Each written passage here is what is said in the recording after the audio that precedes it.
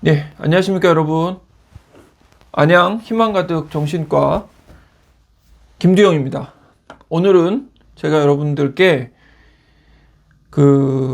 저희 정신건강의학과 그리고 그 중에서도 소아정신과 영역에서 가장 흔하게 만나는 어려움, 또 우리 아이가 혹시 ADHD는 아닌가 하는 흔한 그런 걱정을 많이 하시게 되는 그 문제에 대해서 이야기 나누고자 합니다.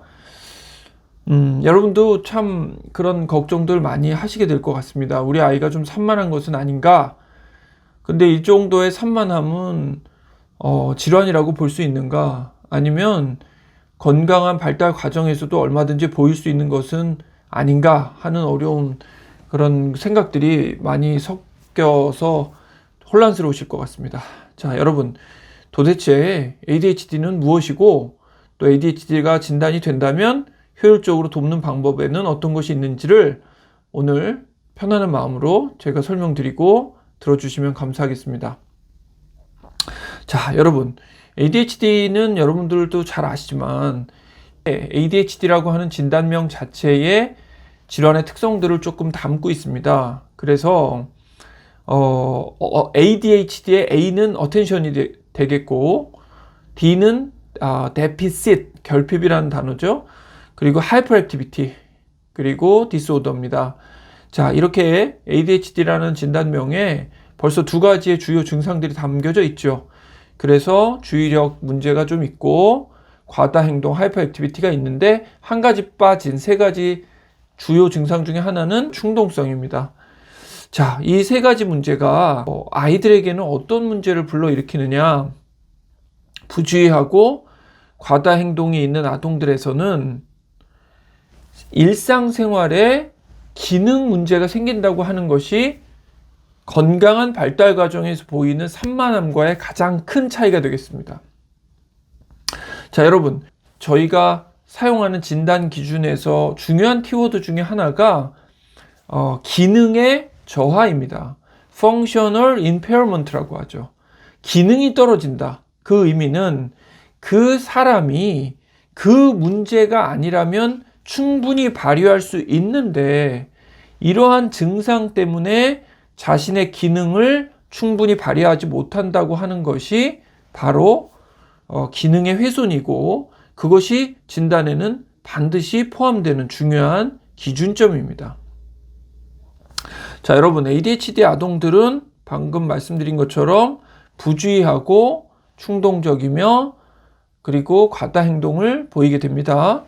자, 그리고 이 ADHD를 가지고 있는 진단받은 아이들을 이렇게 연령별로 좀 본다면 보통은 초등학교 저학년 때 조금 많은 발병이 이루어집니다.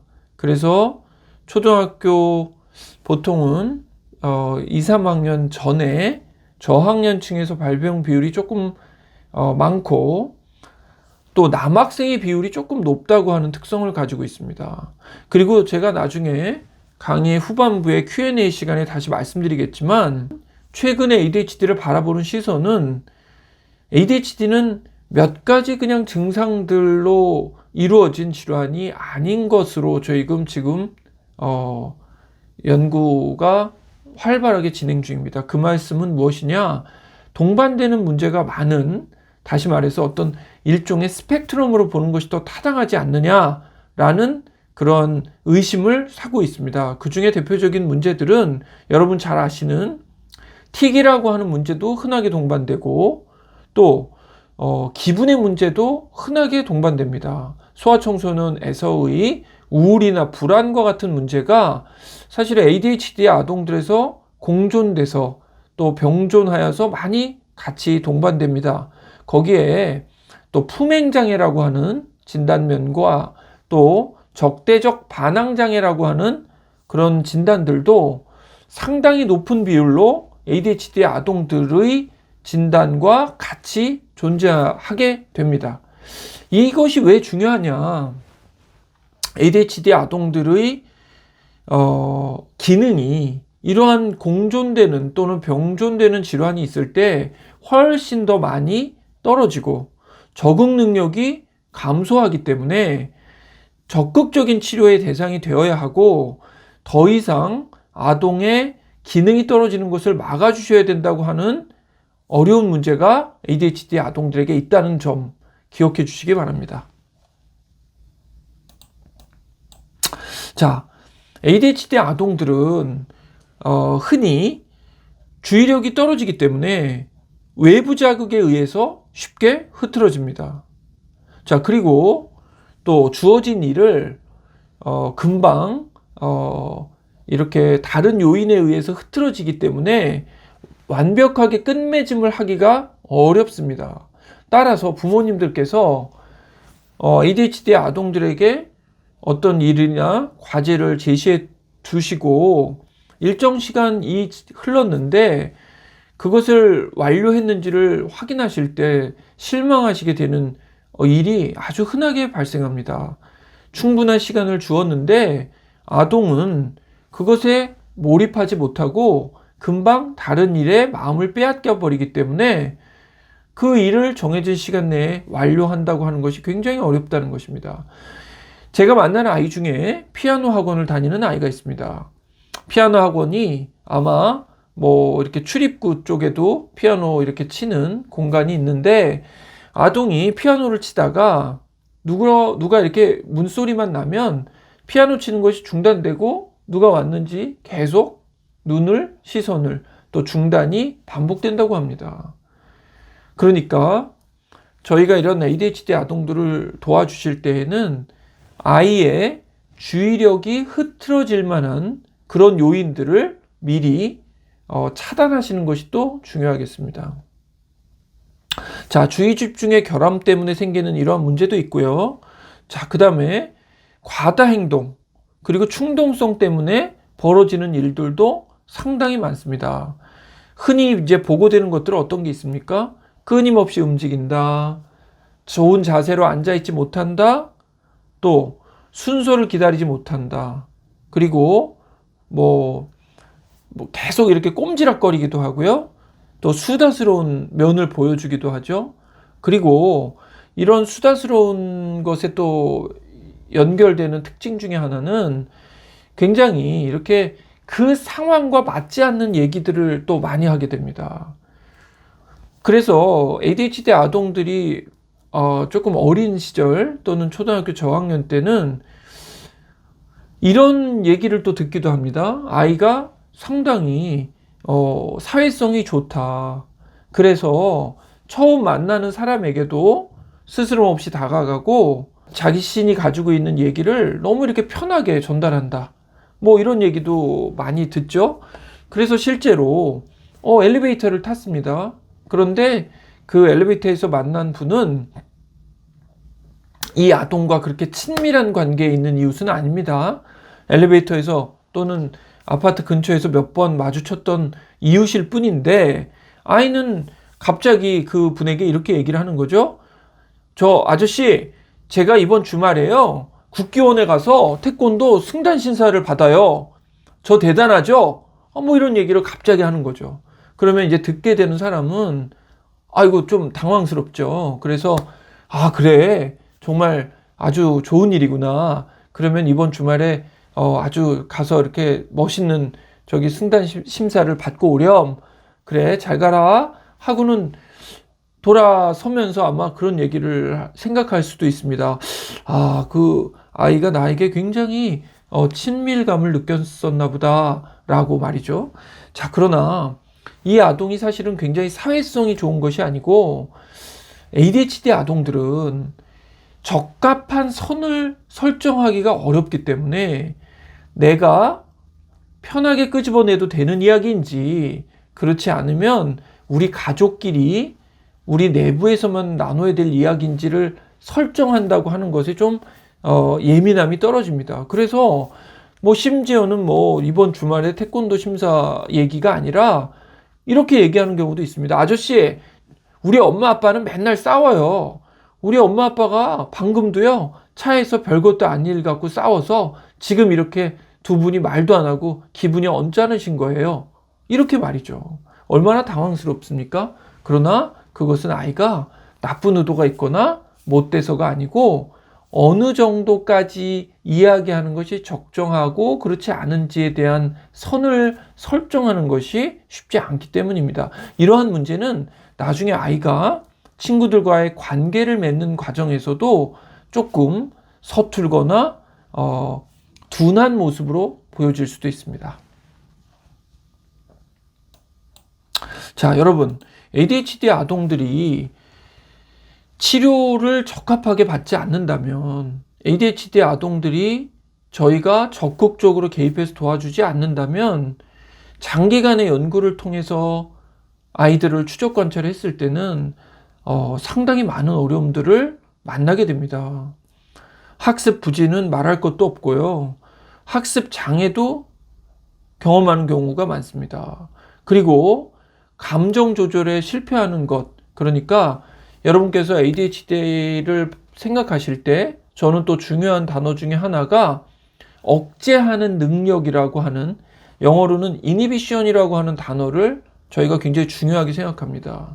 여러분, 억제라고 하는 단어 들으시면 어떻습니까? 그것은 여러분에게 조금 부정적인 느낌의 단어로 전달될 수도 있지만, 인간이 다른 어떠한 존재들과 비교해서 가장 뛰어난 존재라고 하는 것, 그 중에는 우리가 영혼을 가지고 있다고 하는 측면도 있지만 스스로를 조절할 수 있다라고 하는 면이 굉장히 중요합니다.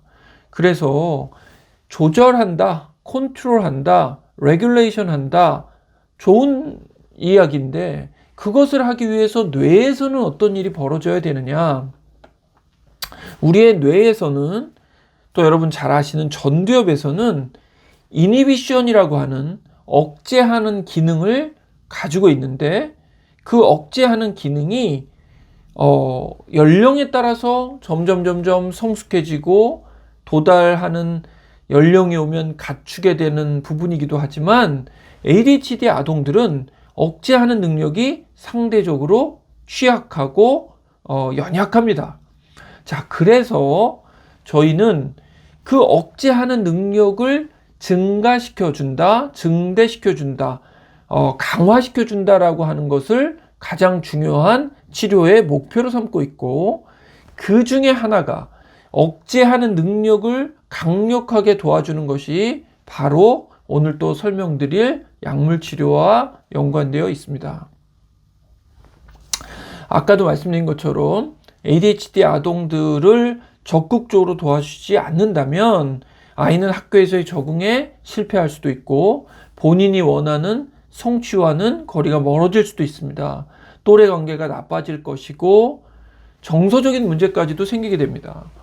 저희가 중요하게 생각하는 것 중에 하나는 ADHD를 가진 아동들이 정서적인 문제, 이모셔널한 프로블럼을 가지게 된다는 것이고, 정서적인 문제를 가지게 된다는 뜻은 위축되고 사회적으로 적응하는데 상당히 부정적인 요소로 작용한다고 하는 것이 중요한 포인트입니다.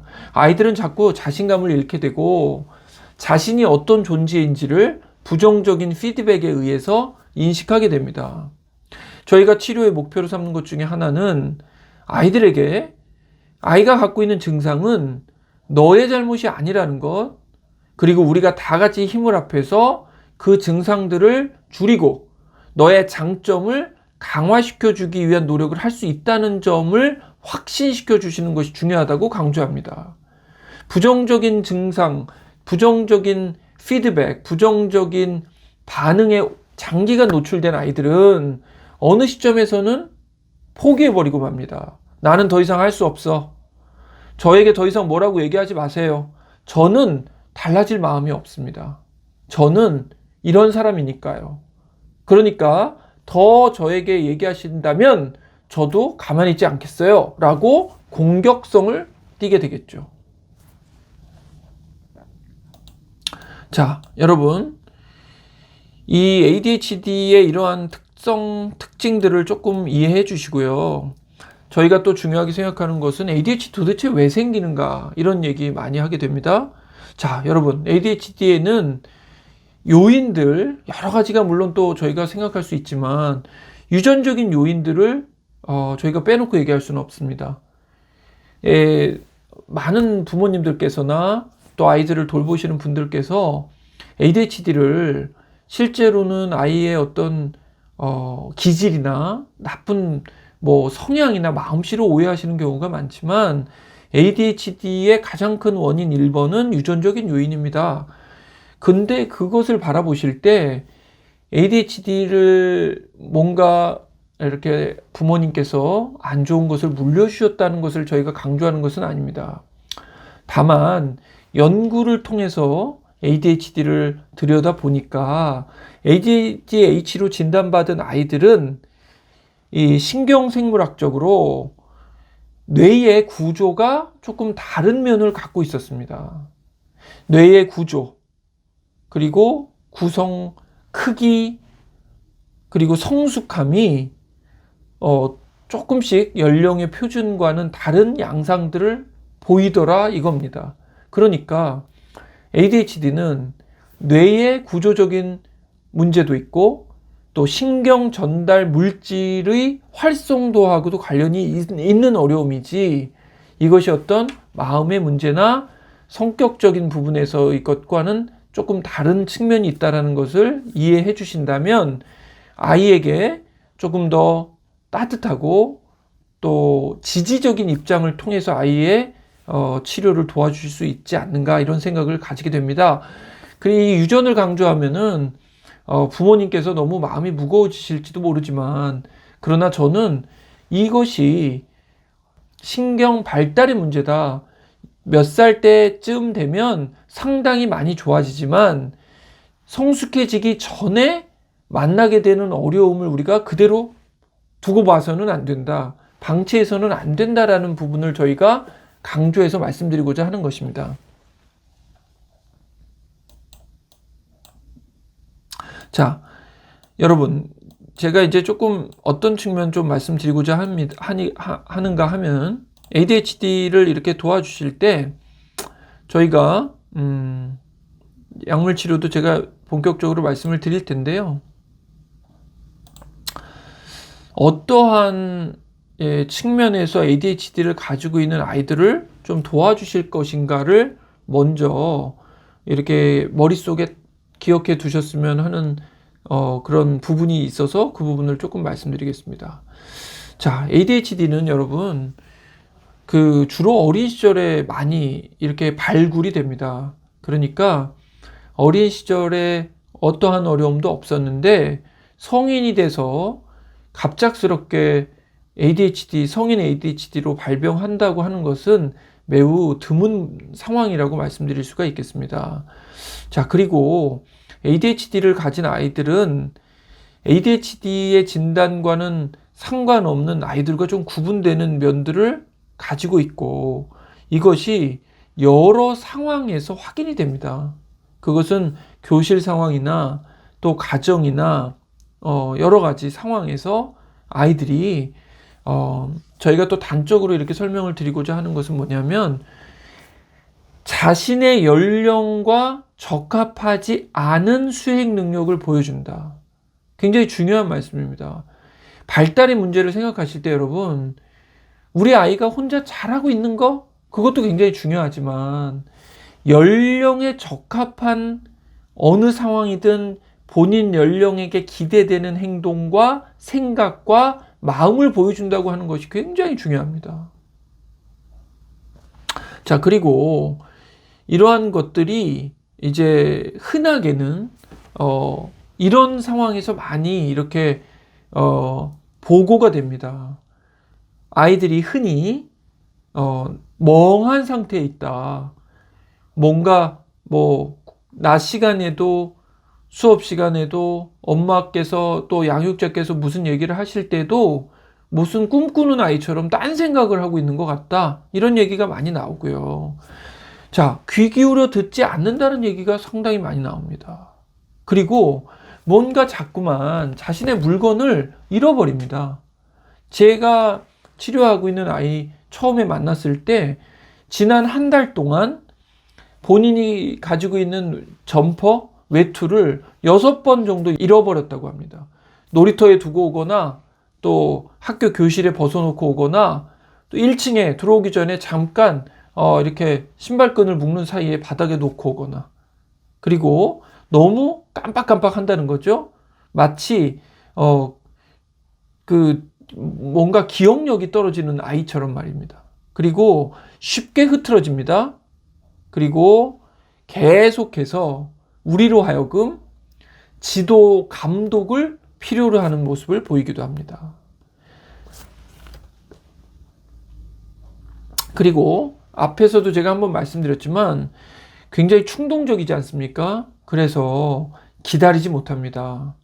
뭔가 자기 순서보다 먼저 하려고 하고, 그리고 언제나 다른 사람들보다 앞서서 가로채려고 합니다. 순서를 가로채려고 합니다. 그리고 자기 순서를 기다리지 못하기 때문에 끼어들려고 하고요.